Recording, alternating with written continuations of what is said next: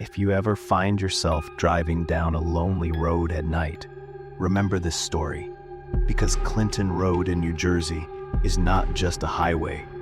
It's a nightmare that never ends. Picture this.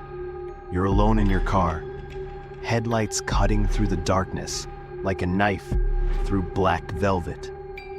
The GPS tells you to turn onto Clinton Road, West Milford, New Jersey. 10 miles of winding asphalt that locals whisper about in hushed tones. 10 miles where reality bends and the air is thick with fear, where the living meet the dead and where some travelers never make it home. Tonight, I'm going to tell you why Clinton Road has earned its reputation as America's most haunted highway. And I promise you, by the time we're done, you'll never look at a dark road the same way again. So dim your lights, lock your doors, and whatever you do, don't stop listening. Clinton Road stretches for exactly 9.6 miles through the dense forests of West Milford, New Jersey. It connects Route 23 to Upper Greenwood Lake, winding through some of the most isolated wilderness in the Garden State. But this isn't just any country road.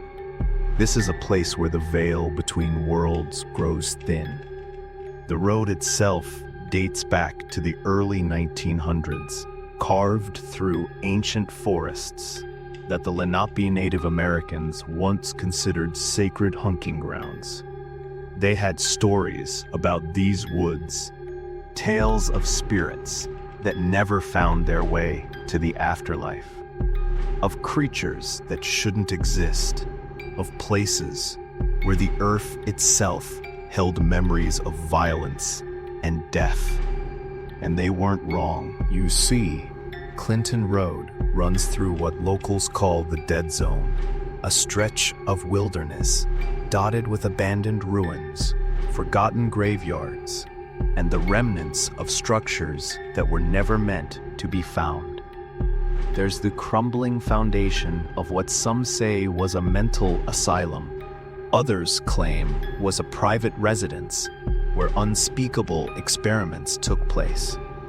The truth, well, that depends on who you ask and whether they made it back to tell the tale. In the 1960s and 70s, the area became a dumping ground, not just for garbage, but for bodies. The mob found these woods convenient for making problems disappear. Richard Kuklinski, the notorious Iceman killer, admitted to disposing of multiple victims along Clinton Road. He chose this place for a reason, because even in daylight, it feels like a realm where the living don't belong. But the human monsters were just the beginning, because on Clinton Road, the dead don't rest easy. They're still here, still waiting, still reaching out from beyond the grave to grab hold of anyone foolish enough to drive these cursed miles after dark. Let me tell you about the most famous resident of Clinton Road, a boy who's been waiting at the bridge for decades, holding on to something that was never really his to begin with. Dead Man's Curve. That's what locals call the spot where Clinton Road crosses over a small stone bridge.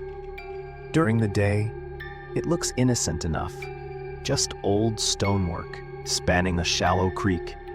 But at night it becomes a doorway between worlds. The story goes back to the 1960s, though some say it's older than that. A young boy, maybe 10, maybe 12 years old, was playing near the bridge one summer evening. Some versions say he fell into the water and drowned. Others whisper that he was pushed. A few brave souls claim he was running from something in the woods. Something that caught up with him, just as he reached the bridge. But here's where the story gets interesting. Because death, it seems, wasn't the end for this boy. Sarah Chen was the first person I could find who documented her encounter back in 1987. She was driving home late from work, taking Clinton Road as a shortcut. As she approached the bridge, her headlights caught something that made her heart stop. A small figure standing at the edge of the stone barrier. He was maybe 4 feet tall, she told the local newspaper, wearing old-fashioned clothes, like from the 1950s or something. And he was just standing there, staring at my car. But Sarah was smart. She kept driving. As she passed the bridge, she glanced in her rearview mirror, and the boy was gone. Most people would have left it at that. But Sarah couldn't shake what she'd seen. A week later, she came back. This time, she brought a quarter with her. See, that's when the legend gets really specific. They say if you throw a coin off the bridge at night, the ghost boy will throw it back. Sarah parked her car, walked to the center of the bridge, and tossed that quarter into the dark water below. For a moment, nothing. Just the sound of water trickling over stones and the rustle of leaves in the wind. Then, clink. Something metallic hit the pavement behind her. She turned around, flashlight trembling in her hands. And there it was, a quarter. But not just any quarter. This one was old, dated 1963. 3 years before Sarah was even born. I picked it up, she said, and I swear I could feel coldness. Like touching ice that had been sitting in a freezer for years. And for just a second, I thought I heard something, like a child laughing, but far away. So far away, it might have been coming from underwater. But Sarah's story isn't unique. Over the years, dozens of people have reported the same experience. They throw a coin, and something comes back. Sometimes it's the same denomination. Sometimes it's different. But it's always old, always cold, and always leaves the person with the unshakable feeling that they've just made contact with something that should no longer exist. Michael Torres tried it in 1995. He threw a penny and got back a dime from 1952. Jennifer Walsh, 2003. She tossed the nickel and received a silver dollar that looked like it had been underwater for decades. Each time, witnesses report the same thing. A brief glimpse of a small figure at the edge of their vision, and the sound of water dripping, even when it hasn't rained in weeks.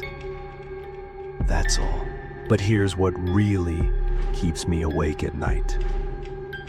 What happens to the people who see the boy clearly? Because Sarah Chen was lucky, she only caught a glimpse. Others have looked directly into those dead eyes, and some of them never made it home from Clinton Road. If the ghost boy at the bridge was the only supernatural resident of Clinton Road, it might be just another local legend. But Clinton Road doesn't deal in single hauntings. It collects them. And nothing proves that more than the phantom truck that's been terrorizing drivers for over 30 years. Tom Rodriguez was 17 in 1991 when he first encountered what locals simply call the truck. He borrowed his father's Camaro for a date, and like so many teenagers before and since, he thought taking Clinton Road would impress his girlfriend with a little danger. We were maybe 3 miles in, Tom told me during our interview last year. It was around 11 p.m., and the road was completely empty. Then, in my rearview mirror, I saw headlights. High-beam headlights, really bright, coming up fast behind us. At first, Tom thought it was just another driver, maybe someone in a hurry. He pulled to the right to let them pass, but the vehicle behind him didn't pass. It got closer and closer. Tom thought it was just another driver, maybe someone in a hurry. He pulled to the right to let them pass. Tom caught glimpses of something that shouldn't have been possible. The truck looked damaged, he explained, like it had been in an accident. The front end was smashed in, the windshield was cracked, and there was something dark running down the sides. Something that looked like rust or blood. For 3 miles, the phantom truck followed them. 3 miles of terror as Tom pushed his father's car to its limits on the winding, narrow road. Every time he glanced in the mirror, those impossible headlights were there, burning holes in the darkness. Then, just as suddenly as it had appeared, it vanished. We came around a curve, Tom said, and I looked in the mirror again. Nothing. No headlights, no truck, just empty road. But here's the thing that still gives me nightmares. We pulled over immediately after that, got out of the car to calm down, and Maria noticed something. The back of my father's car, the rear bumper and trunk, they were covered in mud. Thick, black mud, that smell. Like something that had been dead for a long time.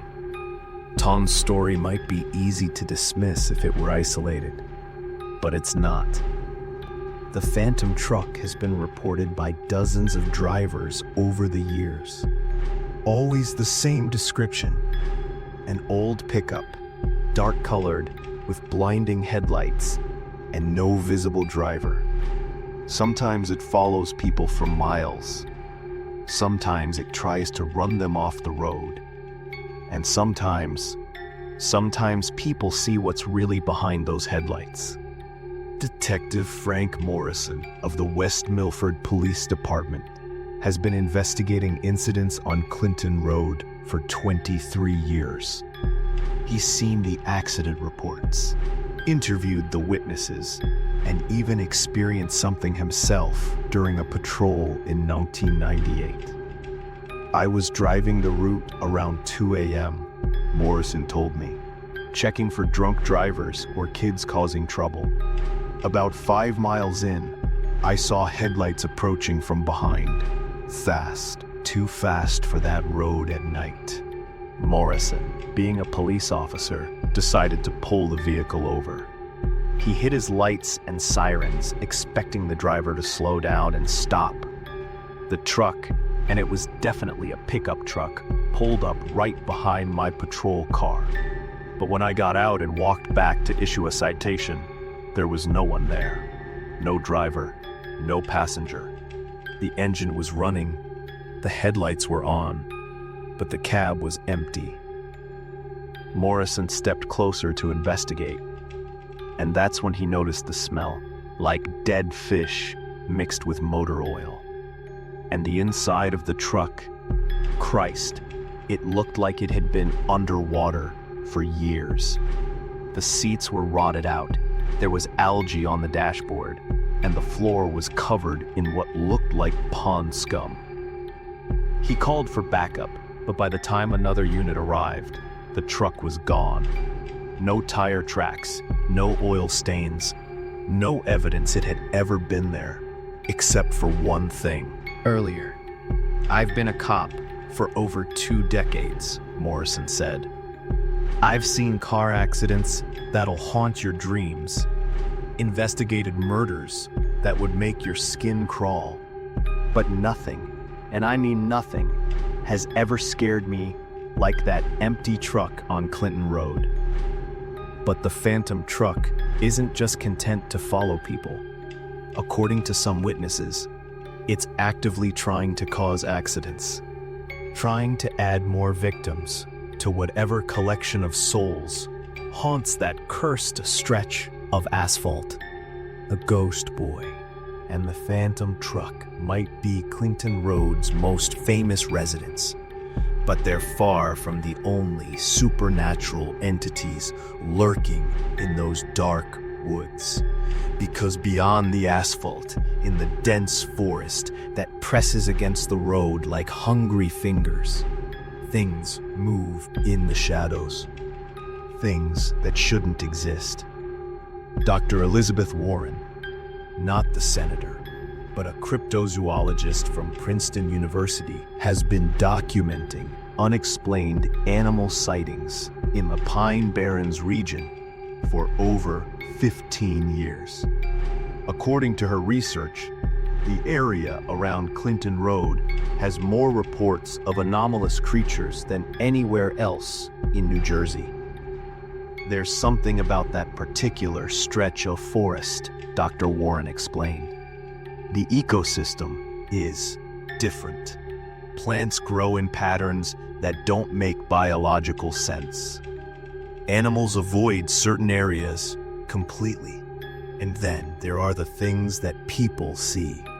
Things that don't fit into any known taxonomic classification. The most commonly reported creature is what locals call the Clinton Road Devil. Witnesses describe it as roughly the size of a large dog, but walking upright on its hind legs. Its fur is jet black, its eyes glow red in headlights, and it has an unnaturally long tail that it uses for balance as it moves through the trees. Kevin Marsh encountered one of these creatures in 2008 while changing a flat tire about 6 miles down Clinton Road.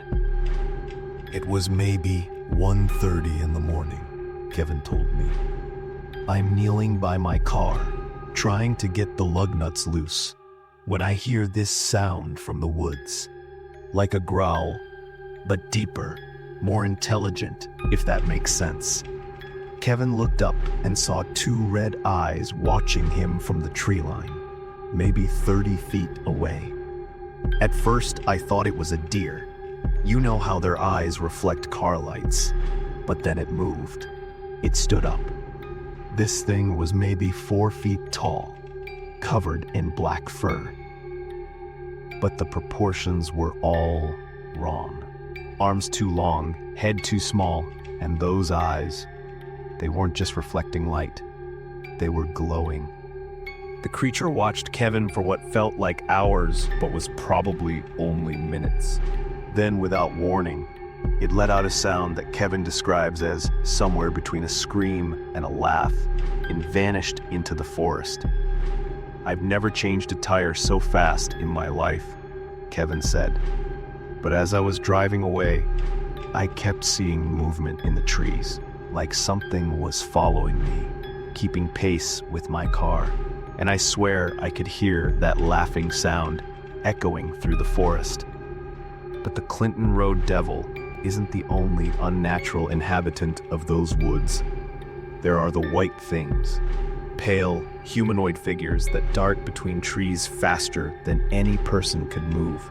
Witnesses describe them as tall and impossibly thin, with long limbs and faces that seem somehow wrong. Janet Miller was hiking one of the unmarked trails that branch off from Clinton Road in 2015 when she encountered a group of these entities. I was maybe half a mile from the road when I realized I wasn't alone, Janet said. There were 5 or 6 of them, moving through the trees parallel to the trail. They were white, not just pale, but pure white, like fresh snow. And they moved like they were floating instead of walking. Janet tried to ignore them, thinking they might be other hikers. But as she continued down the trail, they got bolder. They started coming closer, close enough that she could see details that made her blood run cold. Their faces, she whispered when I interviewed her. They had faces, but they were empty, like someone had erased all the features and left just blank skin. No eyes, no nose, no mouth, just smooth white skin stretched over a skull. The white things followed Janet for over a mile, always staying just at the edge of her vision. When she finally made it back to Clinton Road and her car, she looked back once more. They were standing at the forest edge, motionless, as if they couldn't or wouldn't step onto the asphalt. "I've been hiking for 20 years, Janet said. "I've seen bears, mountain lions, all kinds of wildlife. But those things, they weren't animals. They weren't human either.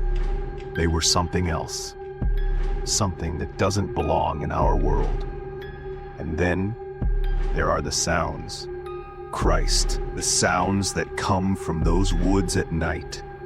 Multiple witnesses have reported hearing what can only be described as children crying in the forest. But when investigators follow the sounds, they never find any children. Instead, they find clearings where the trees form perfect circles, where no grass grows, and where the temperature is always 10 degrees colder than the surrounding area. Local park ranger Mike Santos has worked the area for 8 years, and he's learned to avoid certain sections of the forest after dark. There's one area, maybe 2 miles east of the road, where we've gotten dozens of reports about crying sounds, Santos explained. Every time we investigate, we find the same thing.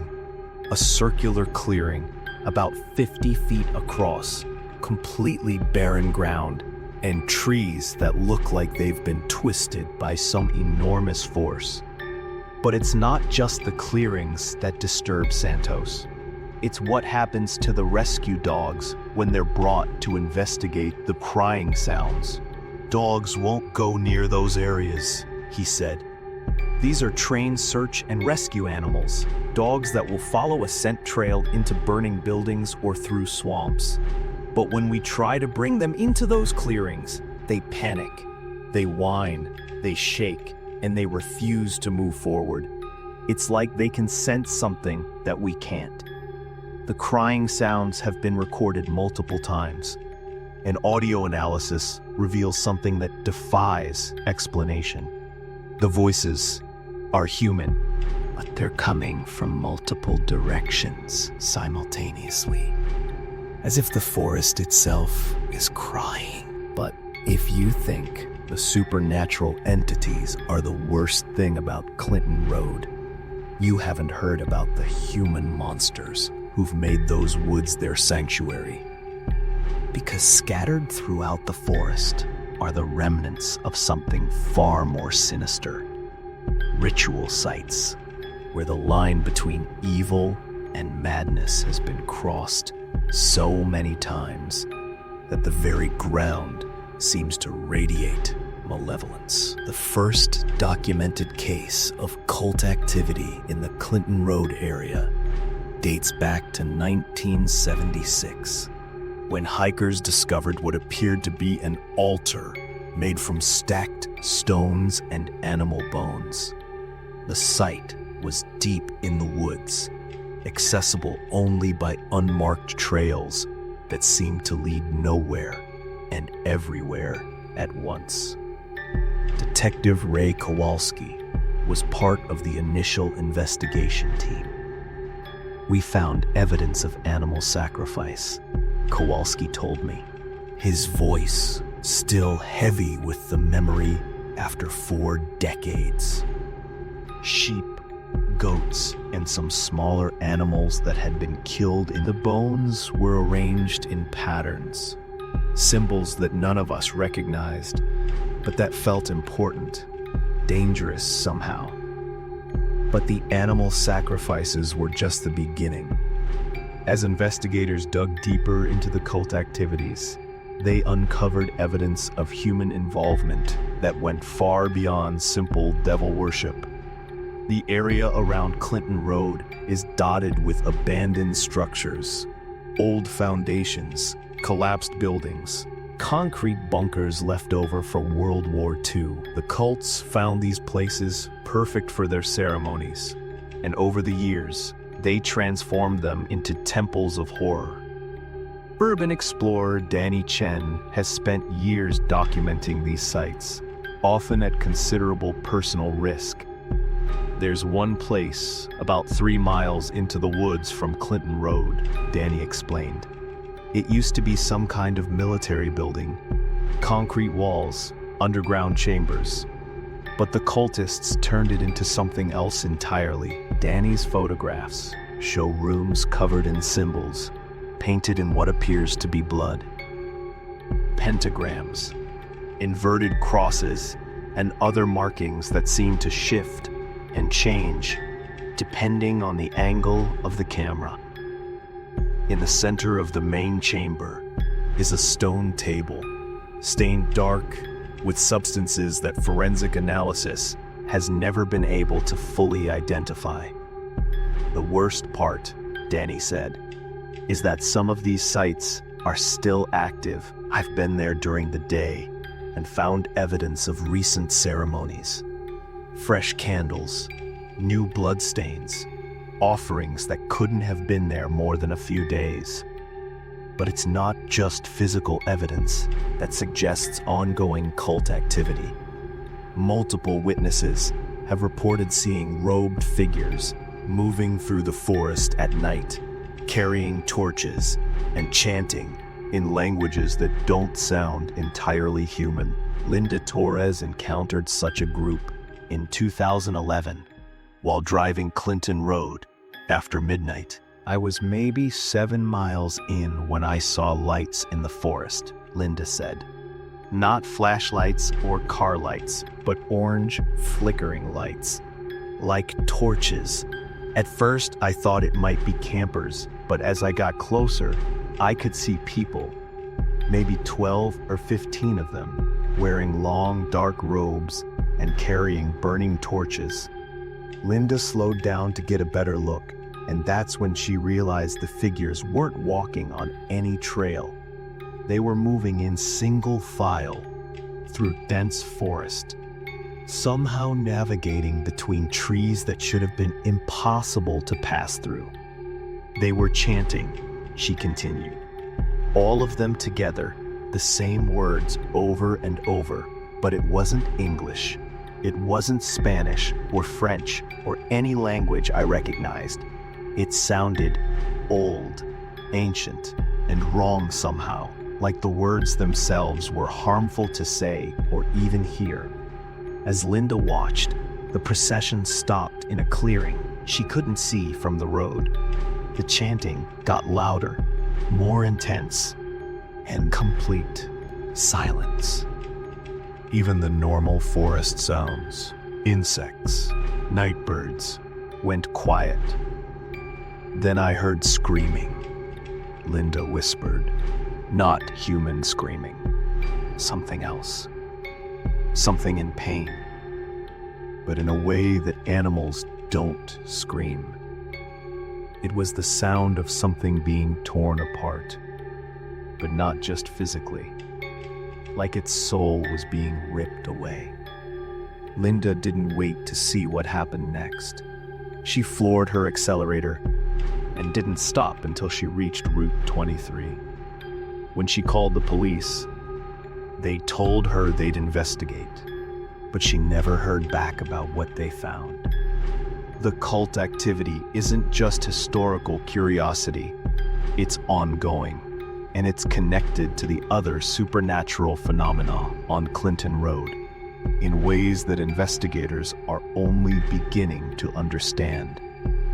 Dr. Margaret Leeds, a professor of comparative religion at Rutgers University, has studied the symbols found at the ritual sites. Her analysis suggests of something much older and more dangerous. The symbols we've documented combine elements from multiple occult traditions, Dr. Leeds explained. Ancient Celtic rituals, Native American spirit summoning, and practices that seem to predate recorded history. It's as if these groups have access to knowledge that was meant to stay buried. According to Dr. Leeds, the rituals being performed aren't just about worshiping evil entities. They're about opening doorways, creating thin places in reality, where things from other dimensions can cross over into our world. The location isn't random, she said. Clinton Road runs through an area that multiple indigenous cultures considered to be spiritually significant. A place where the barrier between the physical and spiritual worlds was already weak. The cult activities have made it weaker, and that might explain why Clinton Road attracts so many supernatural entities. It's not just haunted, a place where the dead and the never-living can travel freely between dimensions. But perhaps most disturbing are the reports from former cult members who've managed to escape and speak to authorities. Their stories suggest that the human sacrifices that began in the 1970s never really stopped. They just got better at hiding the evidence. The supernatural elements of Clinton Road are terrifying enough, but they're made infinitely worse by the very real human predators who've used that isolated stretch of highway as their hunting ground. Because while ghosts and demons might steal your sanity, it's the living monsters who steal your life. The most infamous case connected to Clinton Road is that of Richard Kuklinski, the mob hitman known as the Iceman. Between 1964 and 1986, Kuklinski killed over 100 people, and he 10 miles of empty road, thousands of acres of forest, and nobody around to ask questions. I could dump a body there and be confident it would never be found. Kuklinski's preferred method was to kill his victims elsewhere, freeze the bodies to obscure time of death, and then transport them to the Clinton Road area for disposal. He knew the forest well, having scouted dozens of locations where a body could be hidden permanently. But Kuklinski wasn't working alone. The area became a dumping ground for multiple organized crime families operating out of New York and Philadelphia. Bodies were buried in unmarked graves, dissolved in acid-filled drums, or simply left to decompose in the endless wilderness. We estimate that over 50 people were murdered and disposed of in the Clinton Road area between 1960 and 1990, said FBI agent Thomas Martinez, who worked the Organized Crime Task Force during that period, and higher. But it wasn't just mob killings. The isolation of Clinton Road attracted individual predators as well. Serial killers, kidnappers, and opportunistic murderers who saw the empty highway as the perfect place to hunt. In 1985, 3 teenage girls went missing after telling friends they were going to explore Clinton Road. Jennifer Walsh, 17, Melissa Grant, 16, and Sarah Kim, 18. Left Jennifer's house around 10 p.m. on a Friday night in October. They were never seen alive again. The search for the missing girls lasted for weeks, involving hundreds of volunteers and state police investigators. But the dense forest and twisting maze of unmarked trails made the search nearly impossible. It's like the forest swallows people, said search and rescue coordinator Bill Murphy. We had trained teams bloodhounds, even helicopter thermal imaging. But that wilderness is so dense, so vast, that a body could be 10 feet away from you, and you'd never find it. The girl's car was found 6 months later, hidden in a ravine, about 2 miles from Clinton Road. It had been stripped of anything valuable and set on fire. Inside, investigators found evidence of a struggle, blood on the seats, torn clothing, and Jennifer's purse with her ID still inside. But the girls themselves were never found. To this day, their disappearance remains unsolved, a mystery that haunts the dark silence of the night. Though most investigators believe they encountered someone who was using Clinton Road as a hunting ground. The timing, the location, the fact that they were 3 young women alone at night, it all fits the pattern, said Detective Morrison. Someone was out there, waiting for victims just like them. The pattern Detective Morrison refers to involves over 30 disappearances connected to Clinton Road since 1960. The victims vary in age and gender, but they share common characteristics. They were alone or in small groups. They were traveling the road at night, and they simply vanished without leaving a trace. Marcus Williams disappeared in 1992. The 34-year-old construction worker was driving home from a late shift when his car broke down somewhere along Clinton Road. He called his wife from a payphone at 11:30 p.m., telling her he was waiting for a tow truck. The tow truck driver arrived to find Marcus's car unlocked, keys still in the ignition, wallet and cell phone on the passenger seat. Marcus was gone. There was no sign of a struggle. A tow truck driver, Joe Santos, told investigators it was like he just stepped out of the car and vanished into thin air. But I noticed something weird. All the doors were open, not just unlocked, but wide open, like he'd been trying to get away from something. Maria Gonzalez vanished in 2003 while jogging along Clinton Road during daylight hours. She was an experienced runner who knew the area well, and she always carried a GPS device and emergency beacon. The beacon was found 3 days later in a stream about 4 miles from where she'd been jogging. Maria was never found. The really disturbing thing about Maria's case, said Detective Morrison, is that her jogging clothes were found hanging from tree branches about a mile from where the beacon was discovered. They were arranged carefully, almost like someone was displaying them, like they wanted us to find them. But perhaps the most chilling disappearance occurred in 2015, and it was captured partially on dashcam video. David Chen was a long-haul trucker who occasionally used Clinton Road as a shortcut between New York and Philadelphia.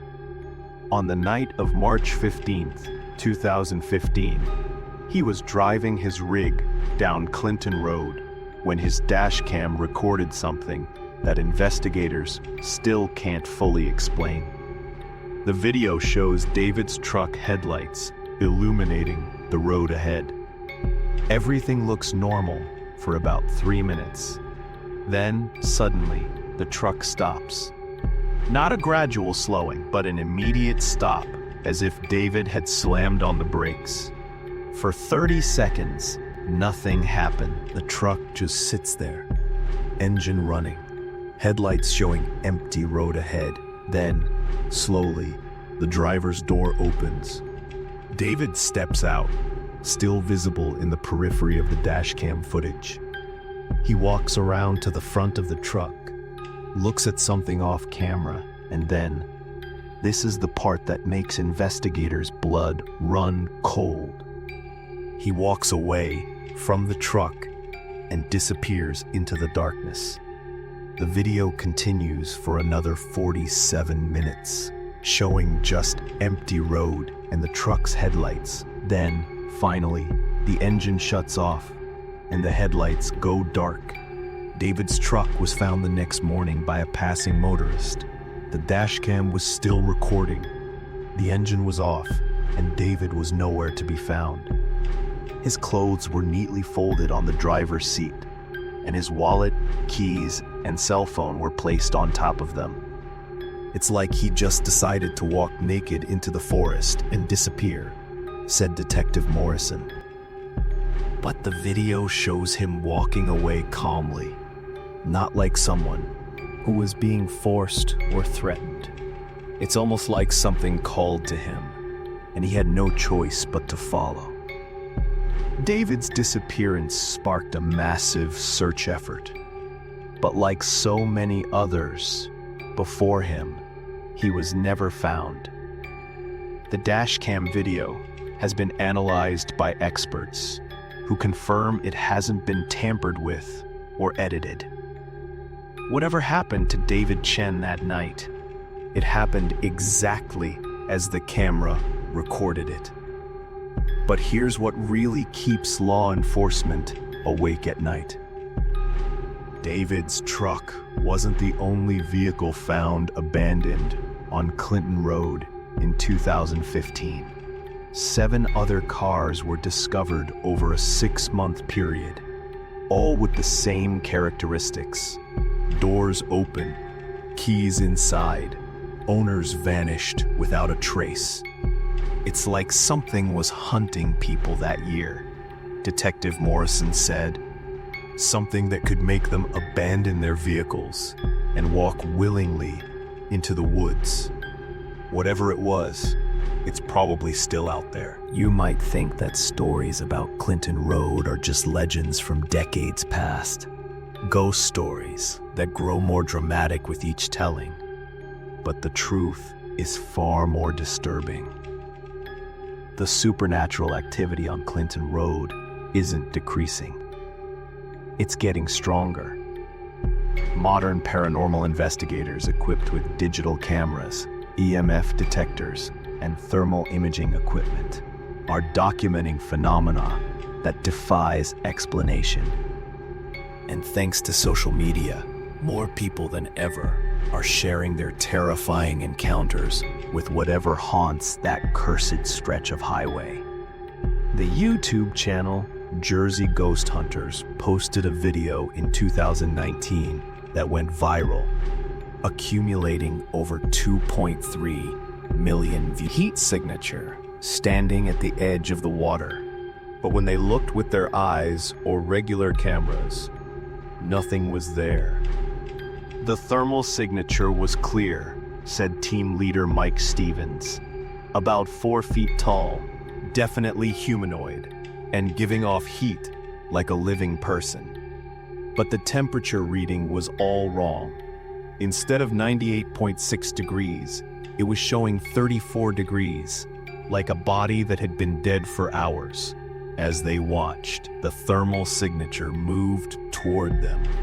It climbed up from the water, walked across the bridge, and stopped directly in front of their camera. For nearly 3 minutes, they filmed an invisible presence that was clearly interacting with their equipment. All of our devices went crazy, Stevens explained. EMF readings spiked off the charts. Our digital cameras started malfunctioning, and we could hear what sounded like a child whispering, even though there was no one there. Then, as suddenly as it had appeared, the thermal signature vanished. But when they reviewed their footage later, they discovered something that made their blood run cold.